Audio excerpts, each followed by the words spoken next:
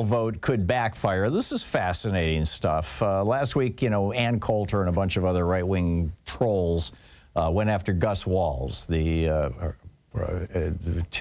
Walz's son. And the Harris family apparently is also in their crosshairs. Doug and Kamala have two children, or Doug had two children by a former marriage, so I guess they're stepchildren for Kamala.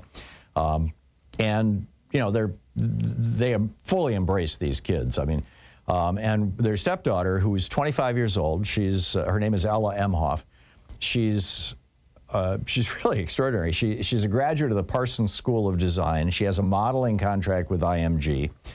She's been declared a fashion icon. And, she showed up at the DNC, and she has tattoos, apparently all over her body. And she was wearing a very unusual outfit. And Republicans decided it was too masculine. I mean, it's just like, Trump's fanboys are just in a complete meltdown over this. What's that? Oh, there we go. I was hearing music there for a minute. Richard Hanania, who's, this guy who writes for Substack, he's got a Substack newsletter. He used to position himself as a conservative until the world discovered that he actually writes neo-Nazi stuff under a pseudonym. Seriously. But he says this is, basically the message here that people are trying to, he said it would be a nightmare to have a daughter like her, right? That he's also a major contributor to Project 2025, another MAGA weirdo. In the past, he's denounced, quote, race mixing and sneered about the ugly, quote, ugly, secular, and barren, white, self-hating, and Jewish women, end quote, that he believes are betraying their feminine duties. He said women simply didn't evolve to be decision makers in society. He said women's liberation is the end of human civilization. So this is like one of the lead guys who's criticizing Doug Emhoff's daughter for not being appropriately feminine by his definitions of femininity.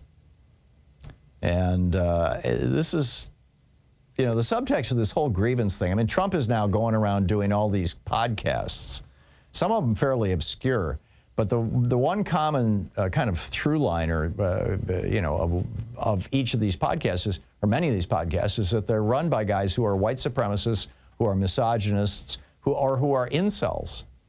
It's like Trump is embracing the incel vote.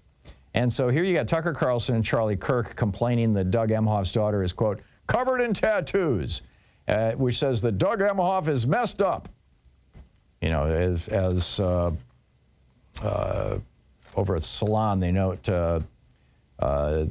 they said she wore a man's suit and looked like something out of a horror film.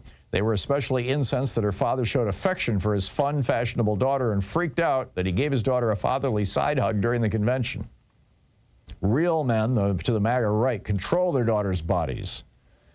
Right? And this is just, kind of an extension of J.D. Vance's childless cat ladies, and the only purpose for postmenopausal women is to care for grandchildren. I don't think this is going to help the Republican Party. I really don't. I don't think it's going to help the Trump campaign. I think this appeal to incels and misogynists, I get it. It gets him, a lot of applause at his rallies. But his rallies are a very self-selected, very narrow slice of the American electorate. And I think Donald Trump thinks that they represent a much larger percentage of Americans than they do. And I love to hear from you on this, but I just don't think this is going to work for them.